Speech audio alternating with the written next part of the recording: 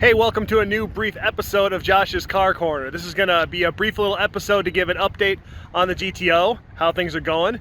But before I do that, I wanted to get some information out there. See, I'm not going to get to do too much car stuff with the GTO this year, but there are two events I'm going to be doing in September that I want to let everybody know about in case you might want to attend. The first one is going to be Labor Day weekend. It's going to be the Saturday of that weekend. I'm going down to Indianapolis, Indiana with my buddy Joe, and we're going to go to Travis Bell's Holden Cookout. You can find it on Facebook. He has a page set up for it. It is free to register. Just let him know that you're coming. Lots and lots of Holdens show up. There's going to be a G8 GXP corral. Joe set that up, and I'm going to be there. So if you've ever wanted to meet me, or you ever wanted to get together with a whole bunch of Holdens in the Midwest, check that out. Indianapolis, Saturday of Labor Day weekend. I will be there. The other one is going to be at the end of September, going into that first weekend of October.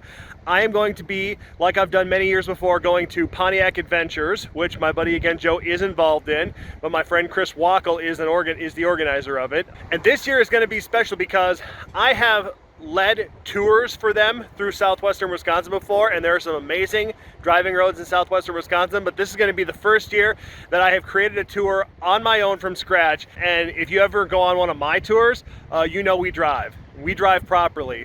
Speed limits are a suggestion. I will just say that. That one you have to pay for, but it's a worthwhile event because there's a car show. We do those road tours. We have evening events, just hanging out in the parking lot, BSing with each other, bench racing and stuff. And also we do laps around a quarter-mile asphalt circle track, Dells Raceway Park. If you ever wanted to see what your car sounded like with your exhaust bouncing off the walls of an asphalt circle, you can do that too. We have lots of fun, so come check that out as well. Called Pontiac Adventures. That is also on Facebook, and if you can search for it on Google, you'll find it there too. Now that that's all out of the way, if you want to stick around, I'll give you some updates as to how the GTO is going. Now first off, you'll see she's looking pretty good. She's actually got a lot of water spots on her because I drove it out in the rain at one point and haven't had a chance to wash it again. I got the hood up here because I'm just going to pop it.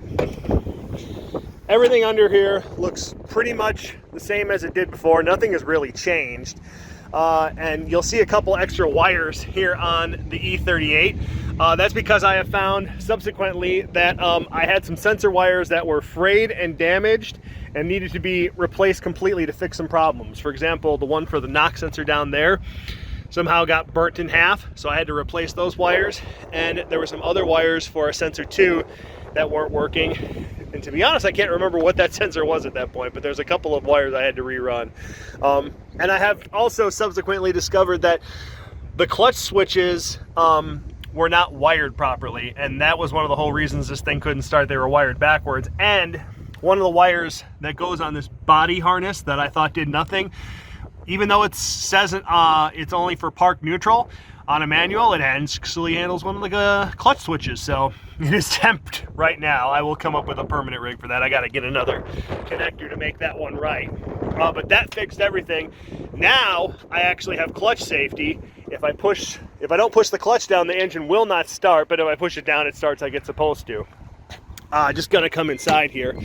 Another thing I have discovered is that with an E38, anytime you have any kind of check engine light or anything that would trigger a mill light, it turns off the traction control. I guess it's just like a secondary warning system to let you know, hey, something else is wrong. That's why you have no traction control. So right now I don't, because I've got my MAF tuning done, but I also am still doing my map tuning, or because it's an E38, virtual volumetric efficiency. So the light's on for the MAF not being plugged in, and therefore the traction control is off.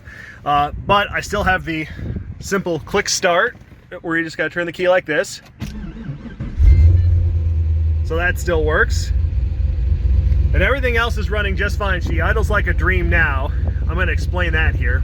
So one of the problems I was having with this thing is I could not get it to idle no matter what I did. Got suggestions from friends, change this, change that, and nothing seemed to work. I finally reached out on an HP Tuners Facebook group, and there was a guy that started talking to me about what I can do to fix things, and it turns out he actually works for a performance shop in Myrtle Beach, South Carolina, and he has been getting into doing remote tuning. His name is Jeff Kukierski, and I hope I'm saying that right. I think I am. But he has been phenomenal. We exchanged messages back and forth. I would go out and data log, and then I would send him the results. After about a half dozen recalibrations, the idle is now dialed in and running perfectly. So I have to give a big thank you to Jeff Kukierski at Southern Coast Performance in Myrtle Beach. You got my car idling again, and I really appreciate it. He does remote tuning, so if you're having some sort of issue with your car that you cannot figure out and you have HP tuners, he can help you out. Reach out to him on Facebook. He'll give you a hand. One more thing I want to touch on here, because it was brought up to me by somebody who watched an earlier video, is that I am running an LS3 Gold Blade throttle body. This is actually a K-Tech Performance modified, ported LS3 throttle body. And there have been people online that say, no, you absolutely cannot run an LS3 Gold Blade throttle body on a GTO. Even though, when this thing was still E40, I was running it back in Arizona and it ran just fine. Now, there were some complications making it work with the E38, but the fact is, it does work. And if anybody wants to know how I made it work, there are some things I had to change in order to make it work. If you want to know, say in the comments, and I will do another video explaining what it takes to make a Gold Blade throttle body work. Why do you want to? Well, if you have an over-the-radiator intake like this, the throttle blade on a Gold Blade opens this way, as opposed to on a silver blade, it opens this way. And I am a firm believer that because the air is flowing over the top like this and it's coming up and making an angle right here, there's going to be a high pressure here when vacuum is drawn. So by the blade tipping backwards, you're going to get a much smoother entrance of airflow into the intake by the blade cracking open that way, as opposed to the silver blade method, which will tip forward first. So I am a firm believer that it works, and based on all of the data logging I'm doing, I am not losing anything. I get no vacuum at any point in the RPM range. This whole setup allows all the airflow that the engine can absorb. Works really well. Now, one more thing, if you are still watching. This past weekend, I went with my good buddy Sean to a salvage yard that's here in the Fox Valley.